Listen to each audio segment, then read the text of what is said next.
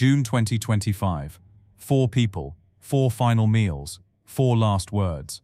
What do you say when you have exactly 24 hours left to live? The clock strikes midnight on a Tuesday in June, and somewhere in America, 4 individuals are experiencing their final hours on Earth.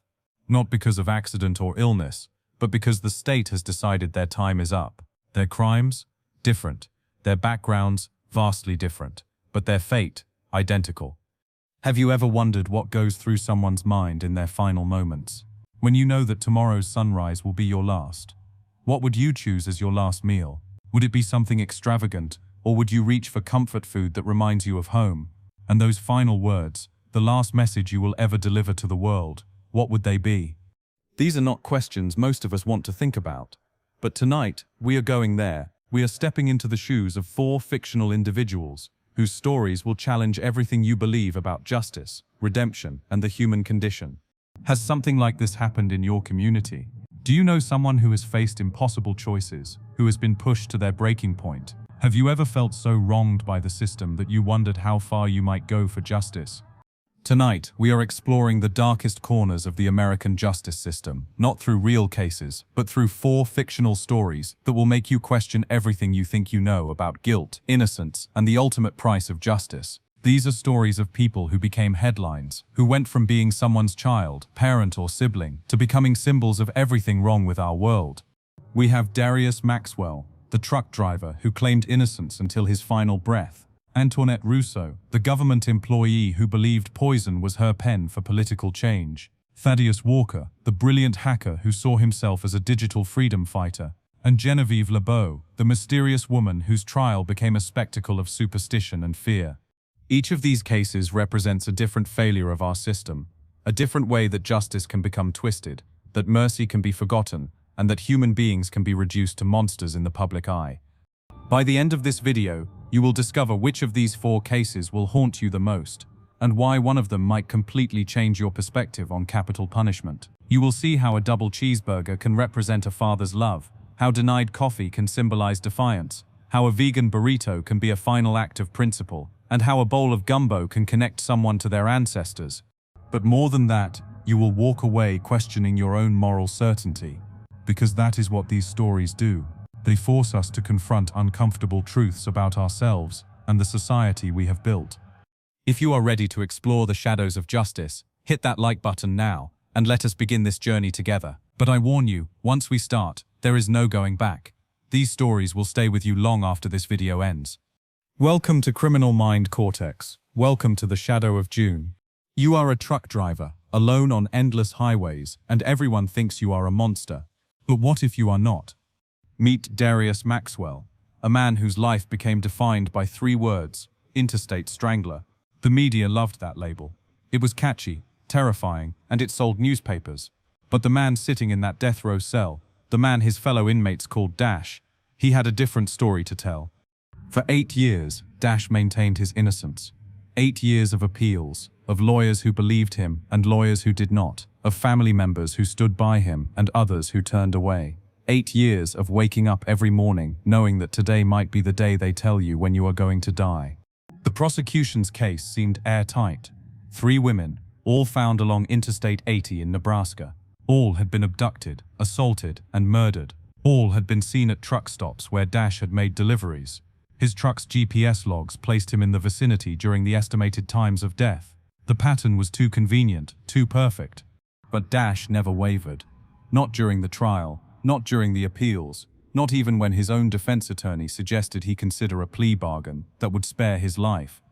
"I did not do this," he would tell anyone who would listen. "I am a lot of things. I have made mistakes, but I am not a killer." Those who knew Dash before his arrest painted a complex picture. Yes, he had a temper. Yes, he had been arrested for bar fights and domestic disputes. But a serial killer? The man who sent money to his ex-wife every month to help with their daughter's medical bills? The man who stopped to help stranded motorists on the highway? His daughter, Emma, was 8 years old when he was arrested. She is 16 now, and she has never stopped believing in her father's innocence. Every week she wrote him letters. Every month she visited him behind that thick glass, speaking to him through a telephone that made his voice sound hollow and distant. "Tell me about your day, baby girl," he would say during those visits, hungry for any detail about the life he was missing. Her school plays, her first boyfriend, her dreams of becoming a veterinarian. He lived for those moments, those brief connections to the world beyond prison walls. The relationship between Dash and Emma became the heart of his story. Here was a man who claimed to have dedicated his life to protecting women, to providing for his daughter, now accused of the most heinous crimes against women. The contradiction was not lost on him. "How do I explain to my daughter that her daddy is not a monster?" he asked the prison chaplain during one of their many conversations. "How do I help her understand that sometimes the world gets it wrong?"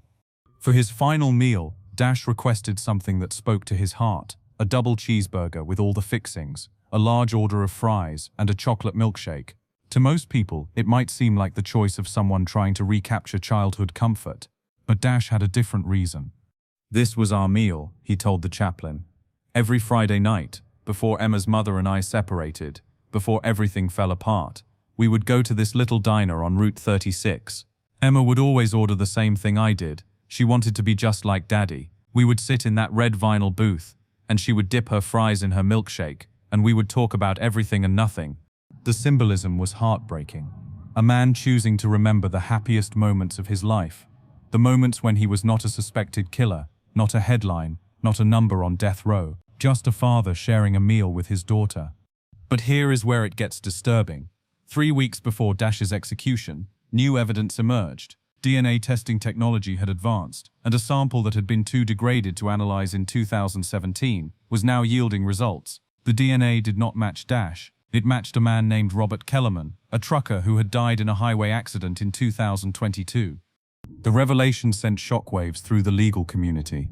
Here was potential evidence of innocence, discovered too late to save a man's life. But the legal system moves slowly, and appeals courts require mountains of paperwork and months of processing time. Dash's execution date arrived before the new evidence could be properly evaluated. In his final statement, Dash looked directly into the camera that would broadcast his words to the world. His voice was steady, his eyes clear. "I am an innocent man. The truth will come out one day. To my daughter, I love you. Never forget me." 24 hours later, Robert Kellerman's DNA was confirmed to be a perfect match to the crime scenes. The Interstate Strangler case was officially reopened, but Darius Maxwell was already gone. The lesson in Dash's story is uncomfortable but necessary. We live in a world that demands quick answers, immediate justice, and clear villains. We want to believe that our legal system is infallible, that innocent people do not get convicted, that justice always prevails. But Dash's story reminds us that human beings make mistakes, that evidence can be misinterpreted, and that the consequences of those mistakes can be irreversible. How many times do we rush to judgment based on incomplete information? How often do we decide someone is guilty because the evidence seems to fit, because we want closure, because we need someone to blame? While Dash claimed innocence until his final breath, our next case involves someone who never denied her actions. She just claimed they were justified. Before we explore Tony's twisted sense of justice, drop a comment below. Do you think whistleblowing can ever justify taking a life? Antoinette Rousseau believed she was saving America. In her mind, she was not a terrorist or a murderer. She was a patriot, a truth-teller, a woman willing to sacrifice everything to expose the corruption eating away at the heart of our democracy. The fact that her methods involved poison-laced letters that killed a United States senator was, in her view, collateral damage in a war most people did not even know was being fought. Tony was not always angry. There was a time when she believed in the system, when she thought her government job at the Environmental Protection Agency meant something. She spent 12 years as a compliance officer, investigating corporate violations, writing reports, and watching as her recommendations disappeared into bureaucratic black holes. The breaking point came in 2023. Tony had uncovered evidence of a chemical company illegally dumping toxins into a river system that supplied drinking water to 3 small towns. The contamination was causing cancer clusters, birth defects, and environmental devastation. She compiled a comprehensive report, complete with water samples, medical records, and photographic evidence. Her supervisor buried the report. When Tony pressed for answers, she was told that the chemical company had significant political connections, and that pursuing the matter would be career suicide. When she threatened to go to the media, she was fired for insubordination and failure to follow proper channels. That termination transformed Tony from a dedicated civil servant into something much more dangerous, a woman with nothing left to lose and a deep knowledge of how the system really worked.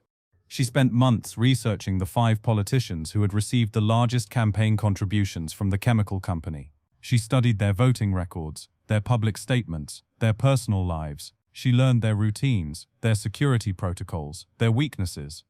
The letters were not random acts of violence. They were carefully crafted weapons, each one tailored to its specific target. The poison she used was ricin, extracted from castor beans she grew in her apartment. The letters themselves were written on official-looking government letterhead, designed to appear as routine correspondence that would not trigger security protocols. 4 of the 5 letters were intercepted by security screening, but the 5th letter, addressed to Senator Patricia Williamson, made it through. Senator Williamson, a vocal advocate for environmental deregulation, opened the letter in her private office on a Thursday afternoon. Within hours, she was dead.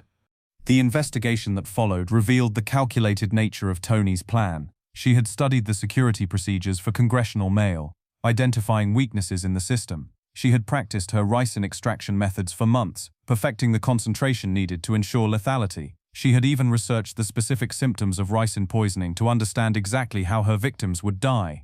But the most terrifying part was not her method. It was her justification. During her trial, Tony showed no remorse. She argued that Senator Williamson's death was necessary to prevent thousands of future deaths from environmental contamination. She claimed that traditional channels of accountability had failed, that the only way to get politicians' attention was to make them fear for their lives. "How many children have to die from cancer before we say enough?" she asked the jury during her testimony.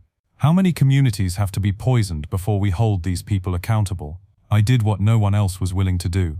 I made them pay for their crimes." Her supporters, and there were many, saw her as a folk hero. Online forums praised her courage. Environmental activists held vigils outside the courthouse. Some even called for her to receive a presidential pardon. But her critics saw something much darker. A woman who had appointed herself judge, jury, and executioner. A person who had decided that her cause was so righteous that murder was justified. For her final meal, Tony requested a single cup of black coffee and a cigarette. Both requests were denied.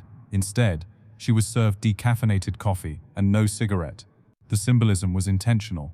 She told the prison chaplain that the coffee represented her bitterness toward a system that had failed her, and the cigarette represented her defiance of authority figures who continued to control her even in her final hours. The denial of her requests became her final act of protest. She refused to drink the decaffeinated coffee, calling it another lie from another corrupt institution. In her final statement, Tony remained defiant to the end. "The truth is a dangerous thing. They fear it. That is why they silenced me." Tony's story forces us to confront uncomfortable questions about the nature of justice and the limits of acceptable protest. When does activism become terrorism? When does righteous anger become murderous rage? When does fighting for a cause become more important than the lives of the people you claim to be protecting? The road from idealism to extremism is shorter than most of us want to believe. It starts with witnessing injustice and feeling powerless to stop it. It grows when traditional methods of change fail. It becomes dangerous when we convince ourselves that our cause is so important that any method of achieving it becomes acceptable. Tony genuinely believed she was making the world a better place. She saw herself as a warrior for environmental justice, a woman brave enough to do what others would not. But noble intentions do not justify monstrous actions. The moment we decide that killing someone is acceptable because we disagree with their politics, we become the very thing we claim to be fighting against. How many times do we see this pattern in our world? People who start with legitimate grievances but end up becoming the villains in their own stories. People who become so focused on their cause that they lose sight of their humanity. If Tony saw herself as a political warrior, our third case believed he was fighting a different kind of war, one fought in code and data. In the digital age, information has become the most powerful weapon on Earth. Thaddeus Walker knew this better than most. He understood that a few lines of code could topple governments, that a single data breach could destroy lives, and that the person who controls information controls everything. Thad was not your typical Silicon Valley success story. While others his age were launching startups and chasing venture capital, He was living in a cramped studio apartment, surviving on energy drinks and takeout, fighting what he called the war for digital freedom. At 28 years old, Thad had already established himself as one of the most skilled hackers on the planet. He could break into systems that other hackers considered impenetrable. He could navigate corporate networks like a ghost, leaving no trace of his presence. But his skills came with a price: social isolation, paranoia, and a growing obsession with exposing what he saw as corporate corruption. The target that would ultimately destroy him was Meridian Technologies, a massive tech conglomerate that provided cloud storage services to governments and corporations worldwide.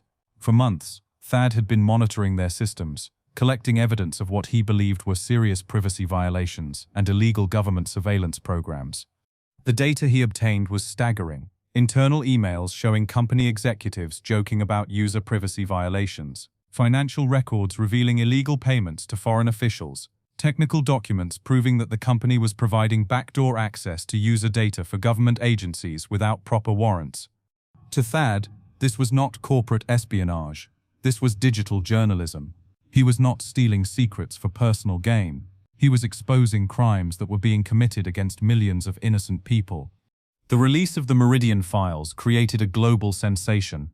Newspapers ran front-page stories about government overreach and corporate malfeasance. Politicians called for investigations. Stock prices crashed. Several high-ranking executives resigned in disgrace. But the victory came with devastating consequences.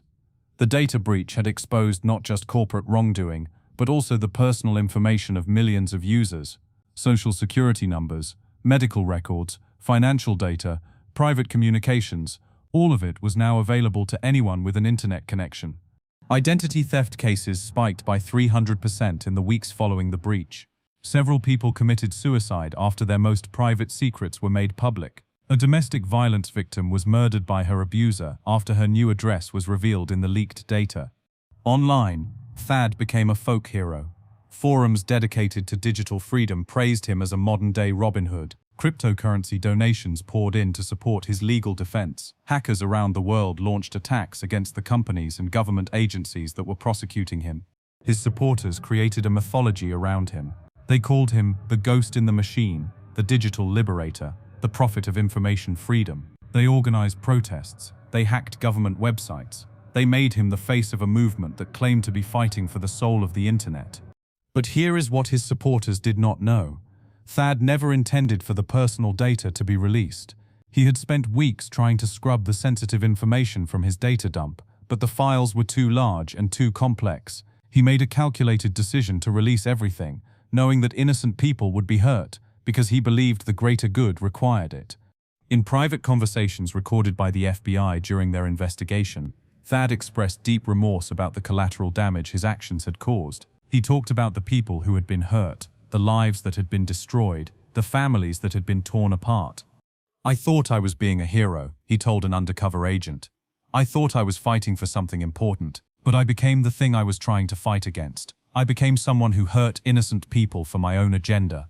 For his final meal, Thad requested a vegan burrito, a six-pack of craft beer, and a copy of Neuromancer by William Gibson. The choice reflected his values. The veganism showed his commitment to minimizing harm. The craft beer represented his appreciation for artisanal quality, and the science fiction novel revealed his romantic view of hacking as a noble pursuit. He ate the burrito and drank one beer, then spent the rest of his final hours reading. Guards reported that he seemed peaceful, almost relieved. He had carried the weight of his actions for years, and now that burden was almost over.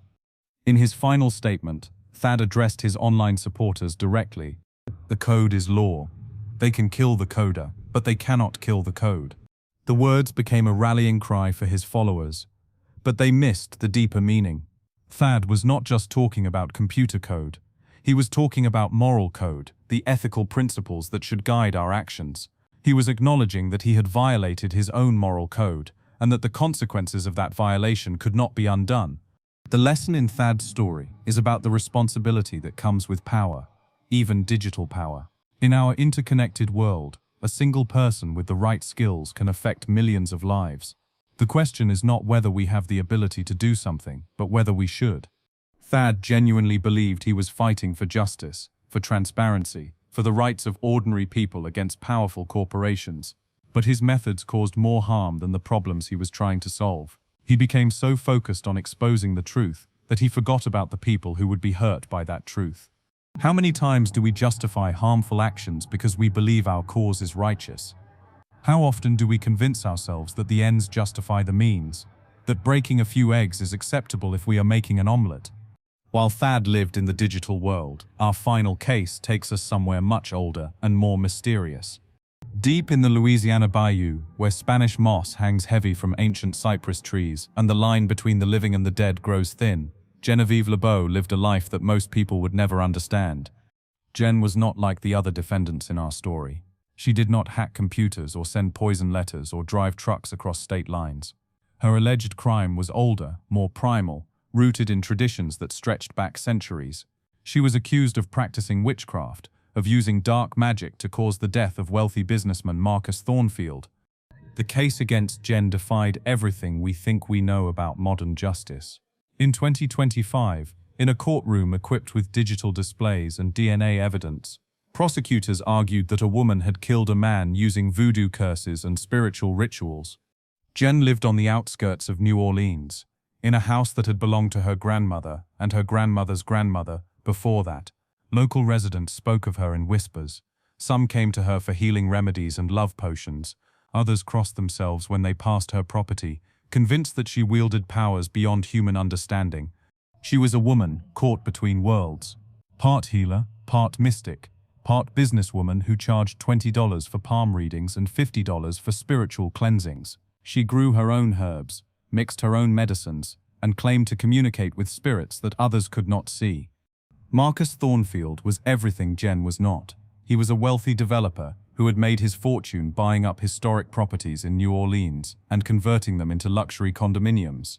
He represented progress, modernization, the relentless march of capitalism through neighborhoods that had remained unchanged for generations. The conflict between them began when Thornfield announced plans to purchase a dozen properties in Jen's neighborhood, including the community center where local residents held cultural festivals and spiritual ceremonies. Jen organized protests, filed legal challenges, and publicly cursed Thornfield's business ventures. "You take our sacred spaces," she declared at a city council meeting, "and the ancestors will make you pay." 3 weeks later, Marcus Thornfield collapsed in his office and died of a massive heart attack.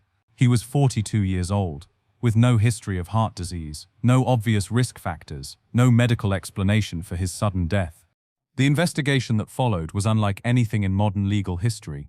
Detectives searched Jen's property and found what they called evidence of witchcraft: candles arranged in specific patterns, dolls made of cloth and hair, jars filled with herbs and mysterious liquids, handwritten journals filled with incantations and curses. The trial became a circus. Witnesses testified about seeing Jen perform strange rituals. Others claimed to have experienced supernatural phenomena in her presence. The prosecution presented evidence of voodoo practices, consulting with anthropologists and religious scholars to explain the significance of various artifacts found in Jen's home. Jen's defense attorney argued that the entire case was a violation of religious freedom, that prosecuting someone for their spiritual beliefs was unconstitutional. But the prosecution countered that practicing witchcraft with the intention of causing death was not protected religious expression. Throughout the proceedings, Jen remained calm and dignified. She answered questions in a soft voice that carried hints of her Creole heritage. She explained her practices not as dark magic, but as cultural traditions passed down through generations of women who had been healers and spiritual guides in their communities. But the most unsettling thing about Jen was not what she claimed to do. It was how quickly the legal system abandoned rational thought in favor of superstition and fear. The jury deliberated for less than 6 hours before returning a guilty verdict. They had no forensic evidence, no witnesses to an actual crime, no proof that Jen had done anything more than practice her religious beliefs. But they were afraid of what they did not understand, and that fear was enough to condemn a woman to death. For her final meal, Jen requested a bowl of gumbo, a piece of cornbread, and a glass of sweet tea. To outsiders, it might have seemed like simple comfort food, but Jen explained to the prison chaplain that each element had deep spiritual significance. The gumbo represented community, the way different ingredients came together to create something greater than the sum of their parts. The cornbread connected her to the earth, to the crops that sustained life. The sweet tea was a tribute to the women who had raised her, who had taught her the old ways, who had prepared her for this moment. "My spirit will roam free," she said in her final statement. "The bayou will remember me. The loa will guide me." Jen's story is perhaps the most troubling of all, because it shows how quickly our justice system can abandon reason when faced with beliefs we do not understand. We like to think we live in an enlightened age, that we have moved beyond superstition and fear-based prosecution. But Jen's case proves that we are still capable of condemning people for being different, for practicing traditions that make us uncomfortable, for representing ways of life that challenge our modern sensibilities. How often do we fear what we do not understand? How quickly do we turn that fear into judgment, that judgment into condemnation? Pause the video right now and think, which of these 4 cases disturbed you the most? Comment below. I read every single one. 4 people, 4 different paths to the same destination. 4 stories that force us to confront uncomfortable truths about justice, morality, and the society we have built. Darius Maxwell represents the failure of certainty. We wanted so badly to solve those murders, to give closure to the families, to restore order to chaos, that we ignored the possibility of innocence. His case shows us how our hunger for quick answers can blind us to the truth, how our need for villains can create them where none exist. Antoinette Rousseau embodies the failure of idealism without limits. She began with noble intentions, genuinely believing she could make the world better, but somewhere along the way, her cause became more important than the people she claimed to protect. Her story warns us about the dangerous transformation that occurs when we decide that our goals justify any means necessary to achieve them. Thaddeus Walker illustrates the failure of power without responsibility. He possessed incredible abilities, skills that could change the world, but he wielded them without fully considering the consequences. His case reminds us that having the ability to do something does not automatically give us the right to do it, that knowledge and power must be balanced with wisdom and restraint. Genevieve Lebeau represents the failure of fear over understanding.